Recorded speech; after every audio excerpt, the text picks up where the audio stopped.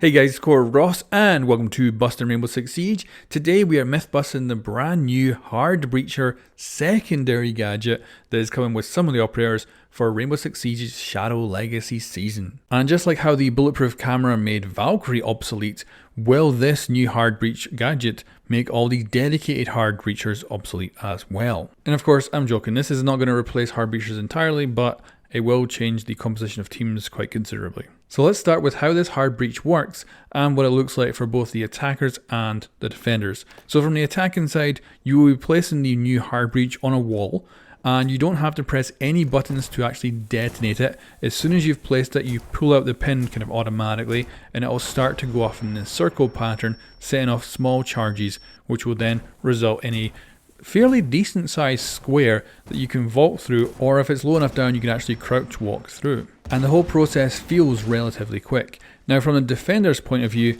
this is what it sounds like and looks like, so have a good listen.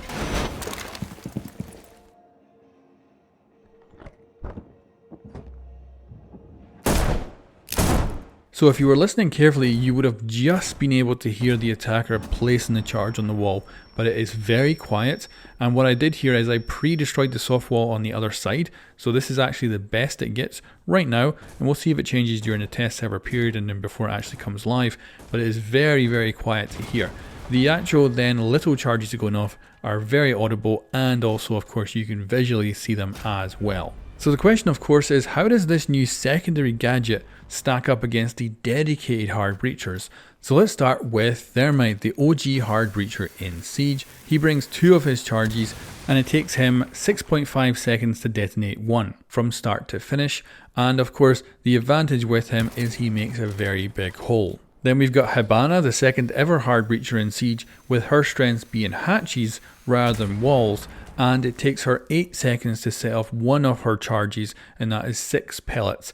Now on a wall that is not enough to actually vault in and is slower than Thermite's charge. Of course if you want a bigger hole it will take a longer time. But that is her disadvantage, and of course our advantage is you can go through much more hatches than Thermite can. Then moving on, we have Ace, the most recent hard breacher. Now his gadget works quite differently. The way his one works is it does a strip at a time. So the very first one, from throwing the gadget to the initial detonation of that first strip, is 5 seconds, followed up by 9 seconds for the next strip and 13 for the last strip. And of course he can actually send out 3 of his gadgets almost within a couple of seconds of each other, and that way he's able to breach multiple things very quickly, and he's quite good at making either holes in walls, and he can also go through hatches, although he does use more utility for that. Now I'm not going to compare the new hard breach to Maverick because he works very differently, but he is getting a buff this season with extra fuel in his blowtorch. But anyway, we now have the timings for the current hard breachers in Siege. Let's take a look at the new one. When I first used this gadget, I thought it was really quick, and that's because you don't have to press any buttons, you just place it on the wall and it goes off automatically. But I actually found that it took 9 seconds for the entire process, which is far longer than Thermite and 1 second longer than Hibana. And of course, when you're talking about Kaid and Bandit possibly tricking this, that is a long amount of time, and you only get one of these charges. So if it's taken out by Kaid or Bandit, that's it. There's no second chance with this thing. So let's actually move on to some myths now. Can you Kaid and Bandit trick this new gadget? We're going to do it with Bandit first, and I'm doing this from a casual point of view, so I'm going to do it based on visuals, not sound. And as you can see with Bandit, I easily stop it, no problem whatsoever. I even had some leeway there. You can see there was still 2 more charges to go off before it would have exploded. So yeah, very, very simple, no problem at all, and confirmed. If you're a more competitive player, you're going to have no problem Bandit tricking it. Now let's have a look at Kaid. Now this one I left in because just the timing on this video is so good. You can see that my claw goes up and I don't quite get it, but I do manage to electrify the wall, and this is a great example because it shows how much damage the breaching charge actually does, which is almost nothing. If you press yourself up against it, you'll take like 5 damage, and for gadgets, they need to be directly actually on it in order for them to be destroyed. So it's a very weak charge when it comes to any other destruction apart from that reinforced wall. But it is still confirmed because I was able to, in other cases, easily do it based on visuals with Kaid. You do get, of course, a little bit less time to actually pull it off, but if you're doing it based on sound, then you can easily get it in time. So it's not too much of an issue to either Bandit Trick or Kaid Trick this new gadget. Now another myth is, can you actually double hard breach with these? Because with Monty having one and potentially one of his teammates having one, we could make a hole where you could just walk in. But if we can't do it at the same time, it's far too risky. Well, you can place them at exactly the same time. Even though you're technically taking up the same space as each other, it does work. The problem is the placement has to be perfect, because as you've seen there, one of the charges gets destroyed by the other one.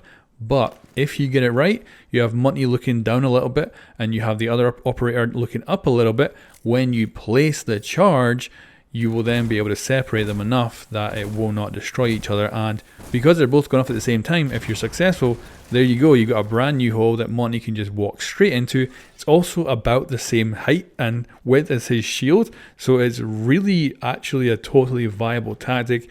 And I would say this works very, very well, and just a bit of teamwork is all that is needed. Now the next myth is, can the mute jammer stop this new hard breach? Of course, he can stop Hibana, he can stop Ace, he can stop Thermite. Well, he can also stop this new one as well.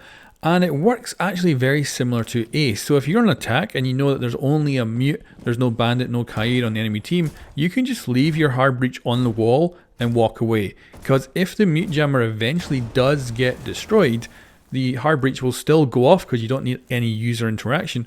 And boom, nice hole in the wall. So you can effectively hard breach from the grave if you say ran inside, got shot, but one of your teammates eventually finds that mute jammer, takes it out, and then your team has a way into objective from outside. So yeah, really handy, really good to know, and it's confirmed, and I think that's a really good one to actually use in game. Now I mentioned earlier that this hard breach actually does almost no damage to players.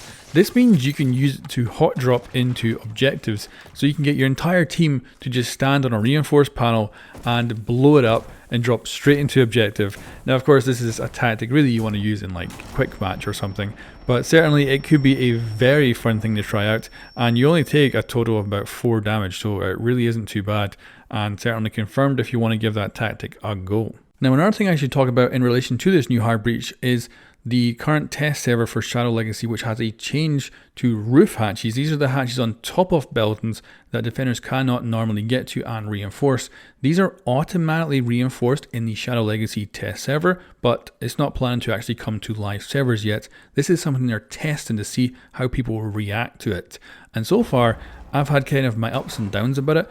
The most positive reaction was playing on Clubhouse, where I was suddenly able to use a room for defense that I was never able to use before, because I was able to Kaid the hatch and that way protect it and use it as a whole different way to hold it.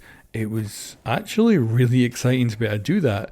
Now like I say, it's not coming to live servers and it might never come to live servers. It's just something I'm really having a test about on the test server.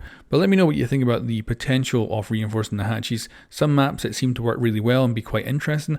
In others like Cafe, it felt really bad to attack those Kaided hatches. Anyway, back to the final details you need to know about this gadget and then the conclusion. And this secondary hard breach is going to be available on Montang, Ying, Fuse, Finca, Amaru, Nuke, Capital and Lion. And they are losing the gadgets shown on screen in order to get it. I do expect the list of operators who get this gadget to change over time, but for the moment this is who's going to be getting it during the test server, and we'll see if anything happens before the actual launch of Shadow Legacy. Now the last thing to really cover about this gadget is what is its point and what happens if it ends up being overpowered, because a lot of people are worried about that. So I want to put those fears to rest, and I also want to give you just a basic scenario for how this thing will get used. I expect some really good, like complex scenarios to come out from like pros and some of the best competitive players out there, but I want to put forward a basic one that any casual player is going to be able to use for this new gadget. So let's say we spawn into Consulate, we are on attack. Very first round of the game, and we're thinking, right, are they going to go basement or are they going to go top floor? Now if they go top floor, Our hard breach is pretty useless. Like, we can use it on a couple of walls in there, but for the most part we don't really need it. And we certainly don't need it to win that round. Instead, we could bring someone like Capital, who would be very useful on the top floor, or even Amaru for a quick rush or something like that. However, if the round starts in their basement, then we have a way in there. We can actually get in through that reinforced wall that we didn't have before, but it does come with higher risks because, of course, they might bandit trick it, they might Kaid trick it, and we can't get in there. But it does give us the option. And of course, it also means we can go in through the roof hatch as well. We can also team up, of course, a proper hard breacher for the garage doors and another secondary hard breacher for one of the hatches. So there's a lot of different ways to use this gadget. Now, when it comes to balancing, I'm not too worried about this gadget being overpowered or replacing hard breachers in its current state. But let's say it comes out and it is too powerful. It's very easy for the developers to fix. They can make it take longer to detonate or make far more noise when you place it on a wall. That way, it would be easier to Kaid trick or bandit trick, and you wouldn't be out of options on defense. So there's a lot they can do with it to balance it, and I think it's going to be really good for just bringing some extra kind of tactics to the game and taking it away from having to have a hard breacher on certain maps every round just in case they happen to be in this certain place you want to breach into. This is going to be, I think, a good addition to the game. But now that you've seen all this, let me know what you think in the comments below. And of course, get subscribed because we're going to have a video out on Mythbusters for Zero, which is of course Sam Fisher. And we're going to have a Mythbusters out for the new EMP changes to Thatcher, which dramatically change how he is going to be played. Anyway guys, thanks for watching and I'll catch you next time.